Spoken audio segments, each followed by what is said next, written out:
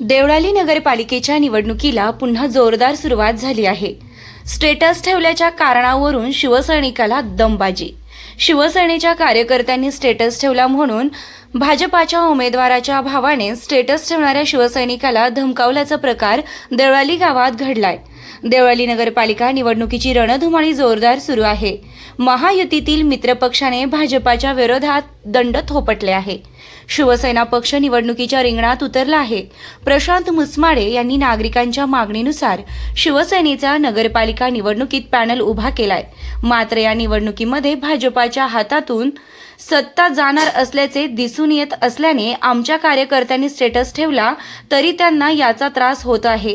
त्यांनी आमच्या कार्यकर्त्याला दमबाजी केली आहे. त्याची ऑडिओ क्लिप देखील आमच्याकडे आहे. मात्र संबंधित भाजपा कार्यकर्त्यांनी सुधारणा करावी, अन्यथा आम्ही जसेच तसे उत्तर देण्यास तयार असल्याचा इशारा यावेळी प्रशांत मुसमाडे यांनी दिलाय. आम्ही प्रचारासाठी माझ्या प्रभाग क्रमांक 3 मध्ये मी स्वतः उमेदवार आहे आणि तिथं मी लोकांना घर टू घर जाऊन भेटत होतो. त्यांच्या समस्या जाणून घेत होतो. तेव्हा जो टाकळी रोड आहे, त्या टाकळी रोडला एक 2 वस्त्यांवर जी मोरे वस्ती आहे आणि तिथं एक कलापुरे आहेत. त्यांच्या वस्तींवर नळ्या नाहीयेत. तर नळ्या नसल्यामुळं तिथं एक रस्ता पूर्ण बंद आहे. 70 लोकांच्या वस्तीवर तिथं जायचं नाही. मग मी नगर परिषदेत फोन केला. त्या लोकांनी खूप वेळा नगर परिषदेत गेले, पण प्रतिसाद भेटला नाही. मग आम्ही फोन करून फॉलोअप घेतला आणि नळ्या देण्याचं त्यांच्यासाठी आम्ही तिथं बोललो साहेबांबरोबर.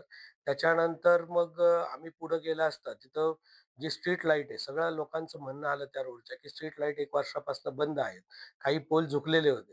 म्हणून मी तिथे एक व्हिडिओ बनवला, की जे विकास केला म्हणतायत, तर हा विकास कसा झुकलाय, जो काय केला होता तो कसा झुकला हे मी फक्त दाखवलं. आणि तिथं बिबट्याची भीती खूप आहे लोकांना आणि एवढा अ, वर्दळीचा रोड आहे आणि बिबट्यानी 4-5 दिवसापूर्वीच तिथं एका बैलगाडीवर हल्ला केलेला होता. तर मग अशा याच्यामध्ये ती स्ट्रीट लाईट सुरू होण्याची लोकांची खूप मागणी होती आमच्याकडे. मग तसंही आम्ही नगर परिषद सीओशी बोलून त्याच्या संदर्भात बोललो. तर मग नगर परिषदेने तत्काळ तिथं जे वगैरे पाठवून कर्मचारी पाठवले. परंतु जे भाजपचे उमेदवार आहेत, तर ते उमेदवार तिथं स्वतः जाऊन व्हिडिओ काढला, स्वतः जाऊन ते दावा वगैरे ओढताना असं दाखवलं. आणि लोकांना असं व्हिडिओतून दाखवण्यात आलं, की ते आम्ही काम करतोय. तर हे काम त्यांची वस्ती तिथंच आहे. तर मग 1 वर्ष का त्यांनी हे काम आधी केलं नाही? आमचं म्हणणं काम कुणीही करा लोकांच्या, अडचणी कुणीही सोडवा. त्या वेळेत का सोडवल्या गेल्या? जेव्हा आम्ही बोलतोय, आज आम्ही वार्डात फिरतोय, रस्त्यांची एवढी भयानक अवस्था आहे प्रभाग क्रमांक 3 पूर्ण गावामध्ये. तर आता आम्ही जिथं जाऊन व्हिडिओ काढतोय तिथं येऊन मुरूम पडतोय. आम्ही जिथं जाऊन एखाद्या ड्रेनेजचं व्हिडिओ काढतोय, ते ड्रेनेज स्वच्छ होतंय. मग हे आधी का केलं गेलं? आता तुम्ही साठे वस्तीच्या तिथला रोड बघितला, अत्यंत खराब रोड होता. आम्ही तिथं व्हिडिओ काढला, आता तिथं पण मुरूम पडलाय. वाळके वस्तीचा असेल. मग हा मुरूम कोण टाकतंय? मग याच्या आधी का लोकांची तुम्हाला आठवण आली नाही? हा आमचा प्रश्न आहे. त्याच्यानंतर तो जो व्हिडिओ बनला गेला, त्याच्यानंतर आमच्या पण जे काही कार्यकर्ते होते त्यांनी तो व्हिडिओ बनवला आणि आमच्या एका शिवसैनिकानं तो व्हिडिओ स्टेटसला ठेवला.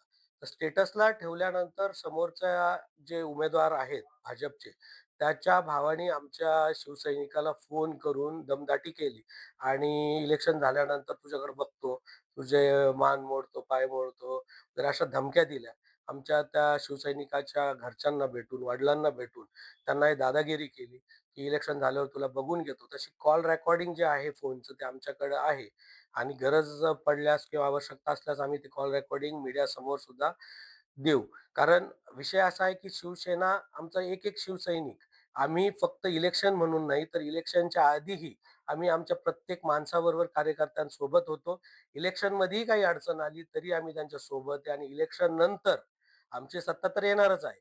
परंतु जरी 1% जरी काही झालं, तरी पण आम्ही आमच्या प्रत्येक शिवसैनिकासोबत आहोत त्याच्या समस्यांमध्ये.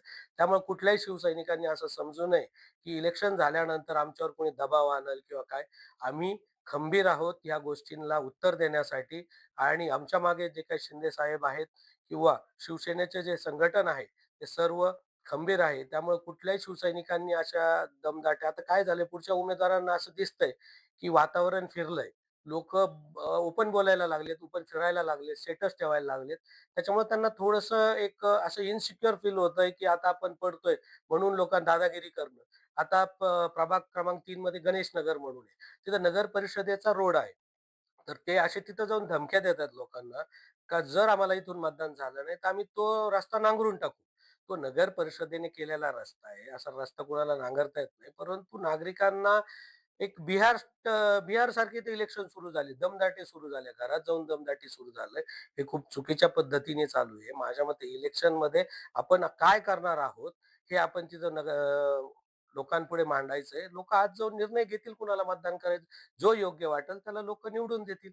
इलेक्शन हे खिलाडू वृत्तीने घेतलं पाहिजे. परंतु हे जे काही दादागिरी सुरू आहे, तर यातून मला एकच सांगायचं आहे, की आम्ही प्रत्येक गोष्टीला खंबीर आहोत. आमच्या एक ना एक शिवसैनिकासोबत आहोत.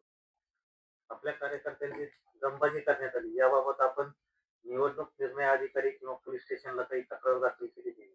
हो, जो शिवसैनिक आहे, ज्याला फोनवर आज दमदाटी करण्यात आली, तो कामानिमित्त त्याचा वाहनाचा व्यवसाय आहे, तो कामानिमित्त बाहेर गेलेला होता. तर त्याने मला जे काही झालेली घटना सांगितली. तो इथं नव्हता. आम्ही नंतर आल्यानंतर चर्चा करू.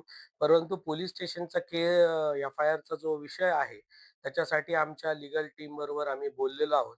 परंतु आम्हाला ते कायदेशीर प्रक्रिया किंवा निवडणुकीचं वातावरण बिघडायचं नाही म्हणून आम्ही पुढं जायला इच्छुक नाही. परंतु यानंतर झालं तर नक्कीच आम्ही एफ-आय-आर दाखल करू. निवडणूक अधिकाऱ्यांकडेही आम्ही याबाबत समोरचा जो उमेदवार आहे, त्याची आम्ही तक्रार करणार आहोत आणि शिवसेना ही खंबीर आहे, हे तुम्ही लक्षात घ्या. प्रत्येक शिवसैनिकाबरोबर, नागरिकांबरोबर आम्ही आहोत. कुणी इथं जी काही दादागिरी, दहशत चाललेली आहे, ती मोडून काढण्यासाठी आम्ही समर्थ आहोत. त्यामुळं कुणी इथं भीतीच्या वातावरणामध्ये इथे इलेक्शन होणार नाहीयेत. हे इलेक्शनच्याच पद्धतीने होईल.